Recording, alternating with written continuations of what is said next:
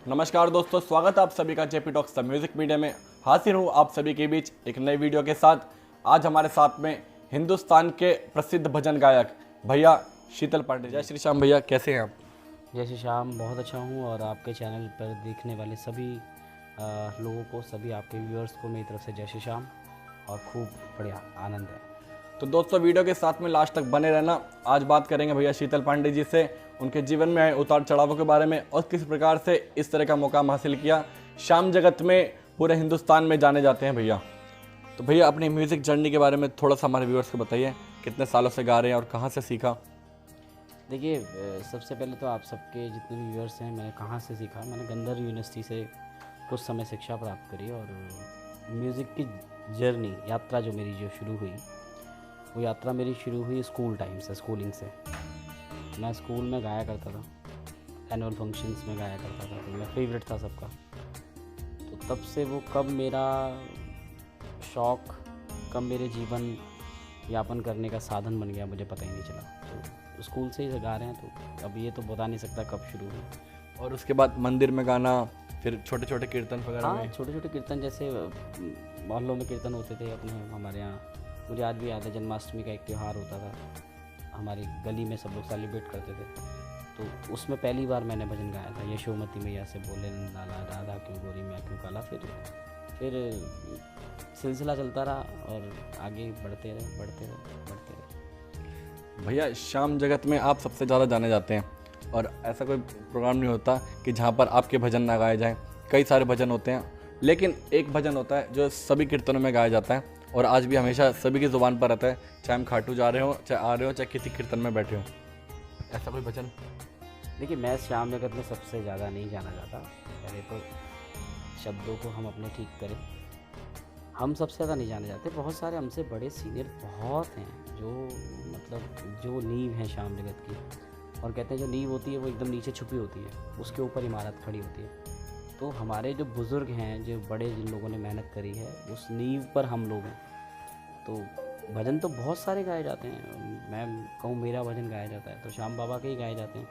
हाँ, एक भजन जिसने मुझे बहुत प्रसिद्धि दी, जिसने मुझे बहुत प्यार दिया, खाटू ना जाऊँ तो जी घबराता है, जिससे मुझे लोगों का एक प्यार मिला और एक अलग समाज, युवा वर्ग में, युवा भाइयों के लिए मैं एक भजन बना पाया। ये मेरा सौभाग्य रहा और उसको बच्चों ने भी पसंद किया, बड़ों ने भी पसंद किया, बुज़ुर्गों ने भी पसंद किया। लोग खाटू जाते हैं, खाटू आते हैं। और लॉकडाउन के दौरान तो लोगों ने बहुत सुना वो भजन। ये भजन भैया शायद पहले आपने लाइव में गाया था, उसके बाद इसकी रिकॉर्डिंग्स हुई थी? हाँ, पहले ये लाइव हुआ था। मोस्टली भजन जो होते हैं वो पहले लाइव ही गाए जाते हैं। उसके बाद पब्लिक जैसा उस पर रिस्पॉन्ड करती है, उसके बाद उनको फिर रिकॉर्ड किया जाता है। तो अच्छा रहा, आशीर्वाद। ये भजन मैंने भी लाइव में ही सुना था भैया, उसके बाद काफ़ी टाइम बाद एल्बम में सुना था। हाँ, ऐसे ही रहा। मैंने कामना सिद्धि दरबार में पहली बार ये भजन गाया था। कलकत्ते में है एक बहुत पावन दरबार है, कामना सिद्धि दरबार। बहुत सारे श्याम प्रेमी जो भी कलकत्ते में रहते हैं, या बहुत सब दूर दूर तक प्रसिद्ध है वो दरबार। वहाँ फर्स्ट टाइम गाया था। फिर राधे की हवेली में सेकंड टाइम गाया। उसके बाद फिर रिकॉर्ड किया तो आप सबके समक्ष था वो। तो भैया इसी भजन की कुछ लाइनें सभी व्यूअर्स को बताऊँ। ये भजन बहुत प्यारा भजन है और मुझे भी बहुत पसंद है। खाटू ना जाऊँ तो जी घबराता है, देख के तुझको दिल को मेरे चैन आता है। ये तेरी कृपा है, तू ही बुलाता है, देख के तुझको दिल को मेरे चैन आता है। खाटू ना आऊं तो जी घबराता है, खाटू ना आऊं तो जी घबराता है, देख के तुझको दिल को मेरे चैन आता है, देख के तुझको दिल को मेरे चैन आता है।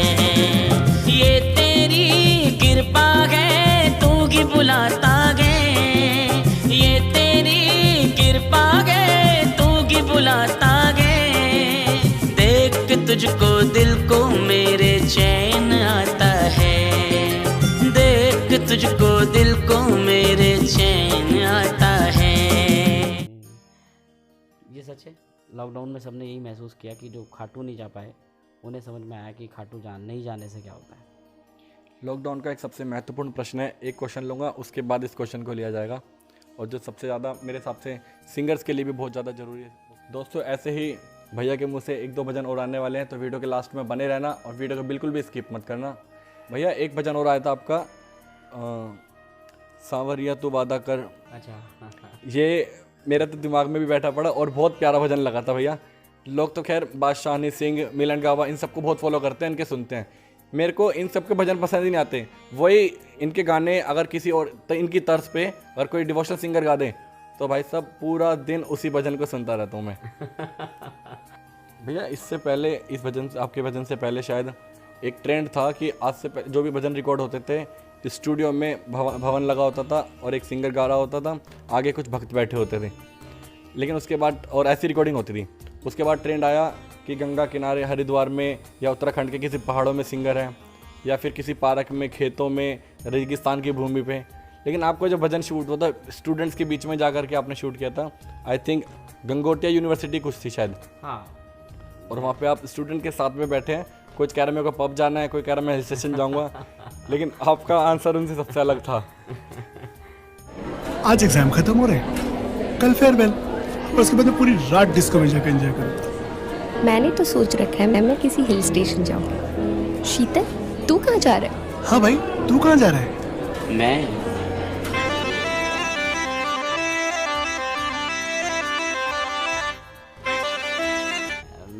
मैं सोच रहा था कि जैसे यूनिवर्सिटी का जो कैंपस होता है, यूथ जो होता है, यूथ अगर एक बार आपके साथ जुड़ जाए तो फिर उसके बाद जीवन में आप पीछे नहीं देख सकते। जैसे हमारे देश के प्रधानमंत्री आज अगर ये मोदी जी हैं तो बहुत बड़ा कारण उनका यूथ जुड़ने का है। यूथ उनके साथ जुड़ा हुआ है, यूथ उनकी बात मानता है, यूथ उनके बारे में सोचता है। तो हमने सोचा कि ये जो सांवरी तू वादा कर ये जो भजन है इसको हम कहाँ शूट करें।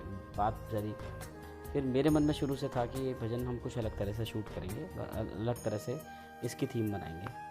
बैठे हम लोग, मैं, सोनू भाई, यूकी से के जो ऑनर हैं जिन्होंने ये पूरा स्पॉन्सर्ड किया, रमित माथुर जी, हम लोग सब बैठे तो हमने बोला कि यार किसी यूनिवर्सिटी में शूट करना है। तो गलगोटिया यूनिवर्सिटी के जो CEO हैं, जो हमारे ध्रुव गलगोटिया जी, उनसे मित्रता है थोड़ी, तो उनसे हमारी बात हुई। तो हम उनके पास पहुँचे तो उनसे बात की कि एक गाना शूट करना है।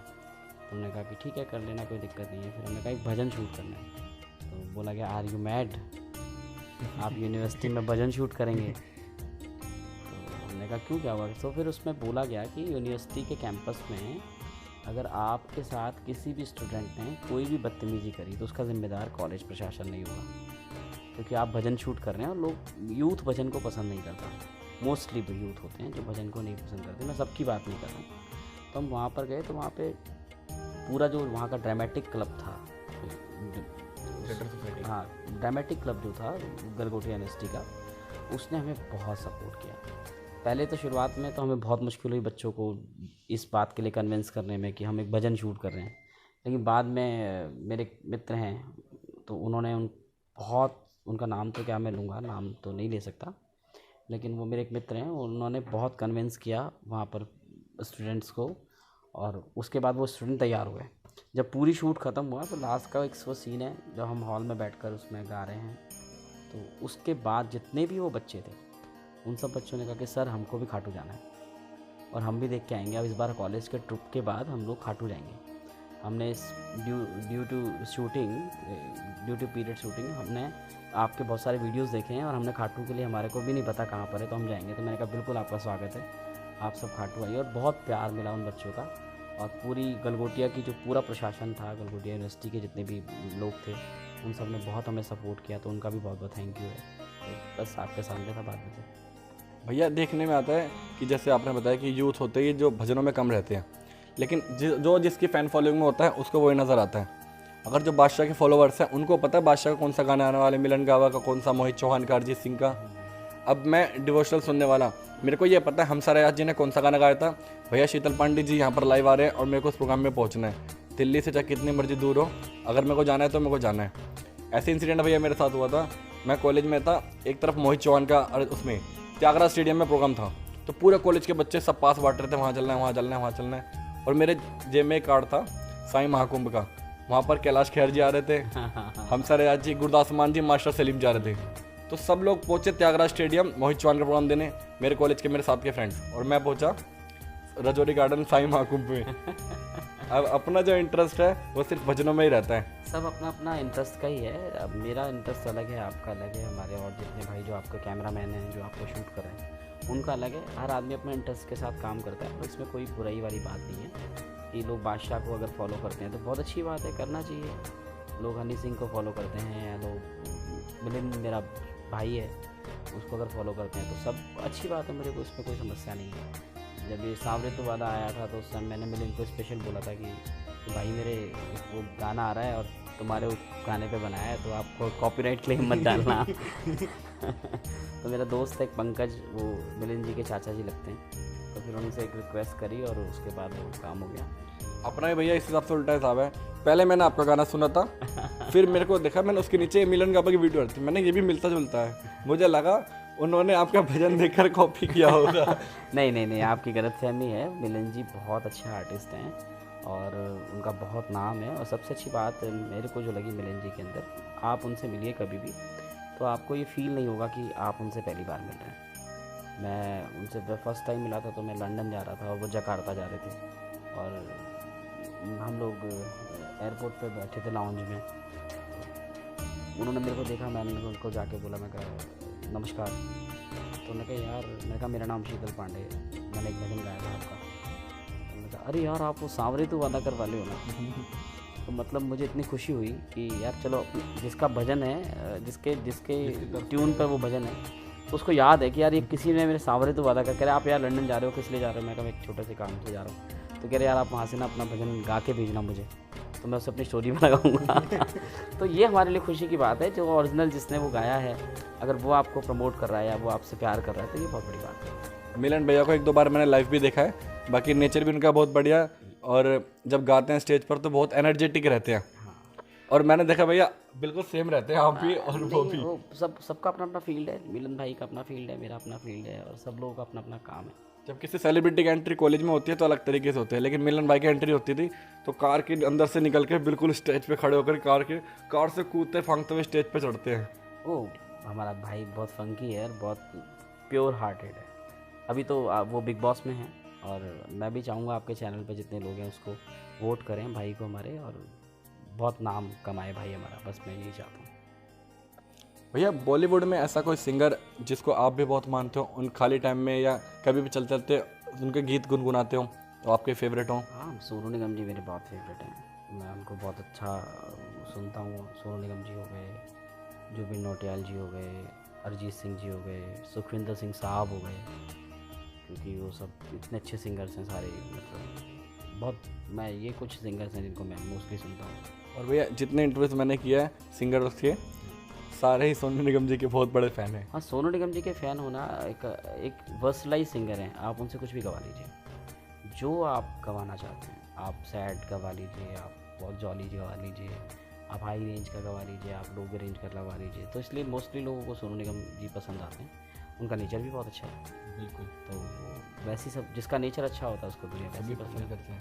अरिजीत सिंह साहब बहुत अच्छे नेचर के व्यक्ति हैं, बहुत डाउन टू अर्थ है, Down to earth बहुत है। साधारण हाँ, प्रतिभा रहती है उनकी, कपड़ों में भी और वैसे भी कहीं पर भी परफॉर्म करते बहुत हैं। सुंदर, बहुत सुंदर। तो भैया सोनू निगम जी का कोई बॉलीवुड का या कैसा भी गीत जो आपका भी फेवरेट हो आप सुनाना चाहेंगे?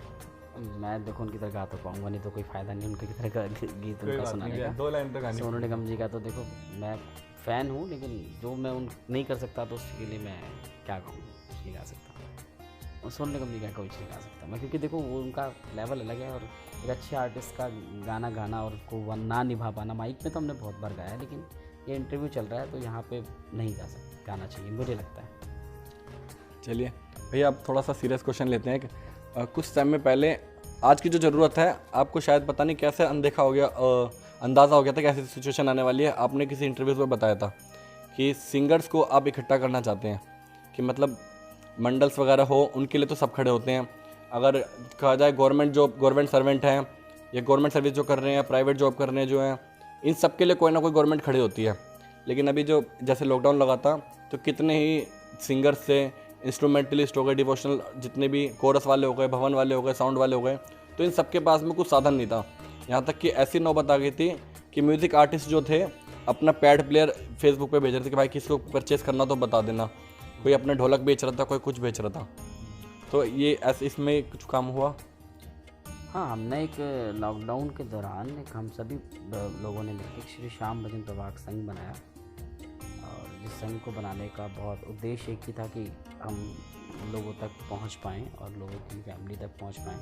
जिन लोगों को ज़रूरत है, जिन लोगों के लिए कोई आवाज़ उठाने वाला नहीं है, उन लोगों के लिए हम खड़े हों। जो नए हमारे न्यू कमर्स हैं, उन लोगों को हम इतना प्यार दे पाएँ या उनके सपोर्ट में खड़े हो पाएँ, और हम बहुत हद तक उसमें कामयाब भी हुए। और लॉकडाउन किसी को नहीं पता था कि क्या कहते हैं इतना टाइम तक चल जाएगा। सबको पता था 3-4 महीने का लॉकडाउन है और 3-4 महीने बाद सब ठीक हो जाएगा। भैया परसों हम मिले थे तिरुपति बालाजी दर्शन समिति में, तो वहाँ पे आपका कीर्तन बहुत ज़बरदस्त था, और इंटरव्यू करने के लिए गया था, लेकिन कुछ सिचुएशन नहीं हो पाई कि मैं आपका इंटरव्यू कर पाता।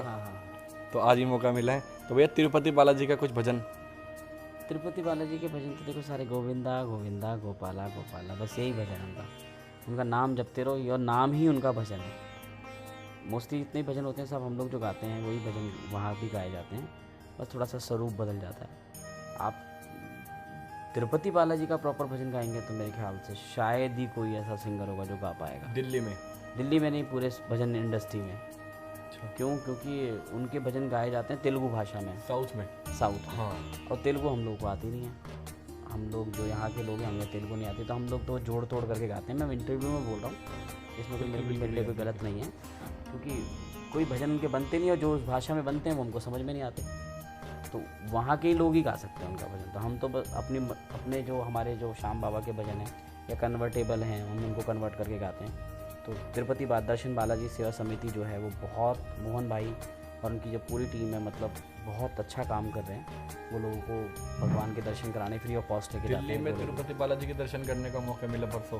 हाँ, दिल्ली में मिला। मैं तो तिरुपति उनके ज़रिए गया भी, और बहुत आशीर्वाद रहा। हमारा एक कार्यक्रम था 6 जून को तिरुपति में, श्याम बाबा का कीर्तन और तिरुपति भगवान दोनों का ही कीर्तन था, लेकिन वो ड्यू टू कोविड मतलब कैंसिल करना पड़ा। 250 लोग जा रहे थे, तो ठीक है, सब ईश्वर की कृपा है।